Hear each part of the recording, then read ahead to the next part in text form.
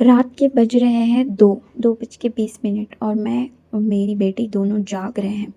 यहाँ पे मैं वीडियो बनाते हुए कुछ बोल रही हूँ, लेकिन हस्बैंड जी की इलेक्ट्रिक गाड़ी चार्ज हो रही है, इसलिए मेरी वीडियो में आवाज़ प्रॉपर्ली आई नहीं है।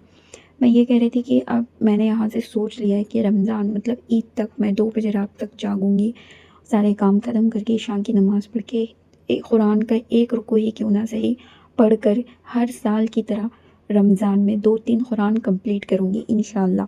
क्योंकि शादी से पहले जितने भी रमज़ान गुज़रे हैं, मैंने हर वक्त हर रमज़ान में 1 या 2 से ज़्यादा ही कुरान ख़त्म किए हैं। कभी 2 या कभी 3, 4 तो कभी किए नहीं, लेकिन 3 तो कंपल्सरी किए ही हैं। क्योंकि टाइम मैनेजमेंट हो जाता था और उस वक्त ना मैं बीवी थी और ना ही माँ। लेकिन अब क्योंकि मैं बीवी भी हूँ, माँ भी हूँ, और मैं यूट्यूब को भी टाइम देना चाहती हूँ, because I need to do everything for my daughter and for my husband. Because मैंने समझ लिया है कि इस दुनिया में अगर सर उठाकर जीना है तो पैसा भी वैसे ही कमाना है। तो मैं यही प्लानिंग कर रही थी कि अब 2 बजे या 3 बजे सोया जाए तहज्जुद की नमाज़ पढ़ के, और फ़जर की नमाज़ तो वैसे भी ठंड में लेट होती है, तो फ़जर की नमाज़ लेट पढ़कर 7 बजे 6 बजे फिर सारा नाश्ते का वगैरह इंतज़ाम करके फिर दोपहर के टाइम पे 1-2 घंटे आराम करूँ, और उस दौरान मैं अपनी वीडियो शूट्स कर लूँ। ये ना टाइनी फीट्स इसके देख के कभी-कभी फ़ील होता है कि मैं कितनी लकी हूँ। ऐसी कितनी औरतें हैं जिसको जो औलाद के लिए तरस रही हैं, लेकिन उनको औलाद का सुख नसीब नहीं होता। अल्हम्दुलिल्लाह, अल्लाह का करोड़ों एहसान है। अल्लाह ताला ने ये एहसान मुझ पे किया है।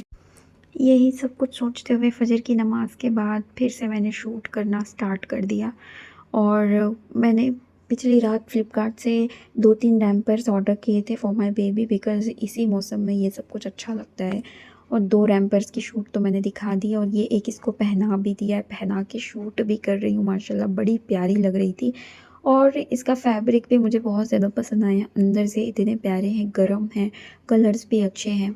और इसके बाद मेरी मम्मा ने एक एज़ अ गिफ्ट इसकी नानी की तरफ से ये कैरी कॉट आया था, क्योंकि अभी 3 मंथ्स कंप्लीट इसके ख़त्म होने वाले थे और अब तक हमने इसके लिए कैरी कॉट नहीं लिया था। तो इसीलिए इसकी नानी ने इसको गिफ्ट कर दिया, और सडन से उन्होंने घर भिजवा भी दिया डंजो करके। और इसके पापा आने के बाद हम लोग इसको फ़िट करने के लिए चेक कर रहे थे कि कैसा है, और ये लग गए अपनी बेटी के लिए सब कुछ तैयार करने के लिए। जब भी इनकी बेटी का कोई काम होता है ना, वो ऐसे रेडी हो जाते हैं, फट से कर देते हैं, कुछ भी इनको बोलने की ज़रूरत नहीं पड़ती है। कैरी कॉट भी रेडी हो गया और इसको सुलाकर हम शूट भी करने लग गए। इतनी प्यारी, इतना एन्जॉय कर रही है ना इसको। हमारे इस बिज़ी रूटीन की वजह से हमें टाइम ही नहीं मिल पाया कि हम जाकर इसके लिए ये चीज़ बाय कर सकें, लेकिन इसकी नानी ने इसे एज़ अ सरप्राइज़ गिफ्ट ये दे ही दिया। ऐसे ही करके सारा दिन गुज़र जाता।